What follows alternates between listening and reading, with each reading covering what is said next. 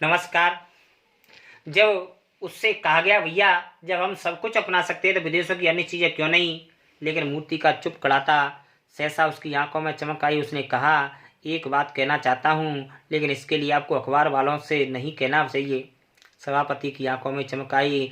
चपरासी को हुक्म दिया गया, कमरे के सब दरवाजे बंद किए जाएं। तब मूर्तिकार ने कहा कि देश में अपने नेताओं की मूर्तियाँ हैं, अगर इजाज़त हो आप लोग ठीक समझें कि मेरा मतलब जिसकी नाक इस लाट के ठीक पहुंचे उसे उतार लिया जाए।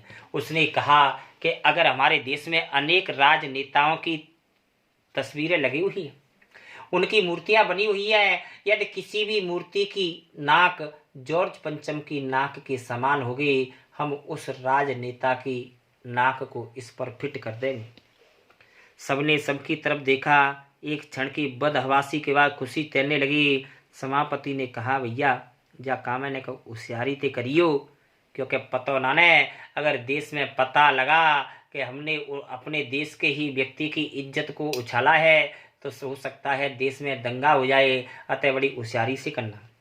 मूर्तिकार फिर देश के दौरे पर गया। उसने नाप ली नाक की। दिल्ली से बम्बई गया। दादा भाई नौरोजी, तिलक साहब, शिवाजी, कावस जी, जहांगीर सबकी नाकें टटोली, नापी। गुजरात की ओर भागा और वहां पर उसने महात्मा गांधी, सरदार वल्लभ भाई पटेल, महादेव देसाई की मूर्ति को देखा, परखा। बंगाल में रविन्द्रनाथ टैगोर,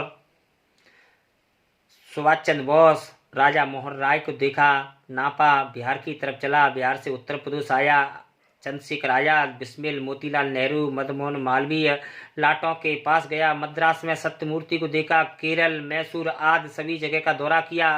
पंजाब पहुंचा, वहां से लाला लाजपत राय, भगत सिंह की लाटों का सामना किया। आकर दिल्ली पहुंचा और बयान दिया कि पूरे भारत की परिक्रमा आया, लेकिन सब मूर्तियां दिखाया, सबकी नाकों का नाप लिया, पर जाज पंचम की नाक की इस नाक से सभी नाक बड़ी निकली। अर्थात कहने का मतलब कवि कहना चाहता है कि जॉर्ज पंचम की इज्जत के सामने भारतीय नेताओं की इज्जत बहुत ज्यादा थी, क्योंकि देश की आजादी के लिए लड़ने वालों की जो इज्जत है वह इज्जत जॉर्ज पंचम को कभी प्राप्त नहीं हो सकती है। अतः उसने मना कर दिया, साहब मैं उस मूर्ति के लिए नाक नहीं लगा सकता।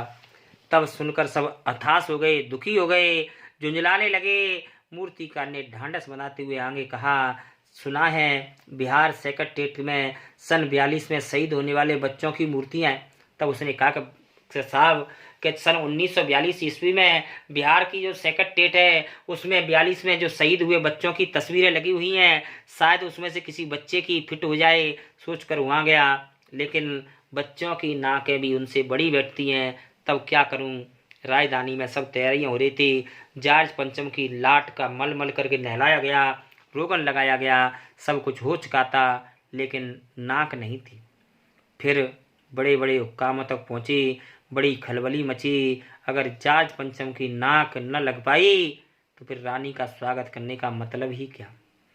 यह तो अपनी नाक कटाने वाली बात हुई, लेकिन मूर्तिकार पैसे से लाचार था, उसे हार मानने वाला कलाकार नहीं था। एक हैरत अंग्रेज ख्याल उसके दिमाग में आया और उसने शर्त लगाई। द्वारा से कमरे बंद किए गए और उसने कहा कि नाक लगाना जरूरी है, इसलिए मेरी राय है कि 40 करोड़ में से एक जिंदा नाक लगा दी जाए। तो क्योंकि उसने कहा कि हमारे देश में 40 करोड़ लोग हैं, यदि हमारे देश में से किसी जिंदा व्यक्ति की नाक लगा दी जाए तो वो अच्छा रहेगा। अर्थात वो कहना चाहता है कि वह अपनी नाक कटा देंगे, लेकिन जॉर्ज पंचम की नाक की हमें रक्षा करनी पड़ेगी। इस प्रकार बात के साथ सन्नाटा छाया, खामोशी हुई। उसने सबकी ओर देखा, अचकचा करके उसने धीरे से बोला, आप क्यों घबराते हैं, काम मेरे पर छोड़ दिए, नाक चुनना मेरा काम है, आप सिर्फ इजाज़त दीजिए। कानाफूसी हुई। मूर्तिकार को द्वारा से इजाज़त दे दी गई। अखबारों में सिर्फ इतना छपा कि नाक का मसला हल हो गया। राजपथ पर जॉर्ज पंचम की नाक लग गई। नाक लगाने से पहले द्वारा से पहरेदार लगाए गए। मूर्ति के आस पास का तालाब सुखा करके साफ किया गया। उसकी रबाब निकालेगी माने कीचड़ निकाला गया, ताज़ा पानी डाला गया, क्योंकि जिंदा नाक है, सूख न जाए, इस बात का ध्यान जनता को नहीं था। सब तैयारियां अंदर ही अंदर चल रही थी। रानी के आने का नज़दीक आ गया। मूर्तिकार खुद बताए हल्का परेशान था। जिंदा नाक लगाने के लिए कमेटी वालों को कुछ और मदद मांगी, उसने दी।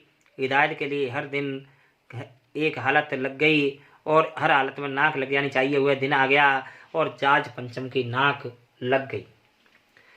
अखबारों में सिर्फ इतना छपा कि जार्ज पंचम की जिंदा नाक लगाई गई है, यानी नाक तो थी लेकिन पत्थर की नीति, अर्थात अंग्रेजों की गुलामी के लिए भारत के लोगों ने अपनी जिंदा नाक को दाव पर रख दिया, अर्थात उनकी गुलामी करना भारत के लोगों ने पसंद कर लिया। लेकिन उस दिन अखबारों के साथ एक और बात गौर करने वाली थी कि उस देश में न कहीं उद्घाटन हुआ, न कोई फीता कटा, कोई सार्वजनिक सभा नहीं हुई, किसी का अभिनंदन नहीं हुआ, कोई मान पत्र नहीं हुआ, कोई नौबत नहीं आई हवाई अड्डे पर, न किसी का स्वागत हुआ, किसी का ताज़ा चित्र नहीं छपा, सभी अखबार खाली थे। पता नहीं ऐसा क्यों, लेकिन नाक सिर्फ एक चाहिए थी, वह भी बुत के लिए।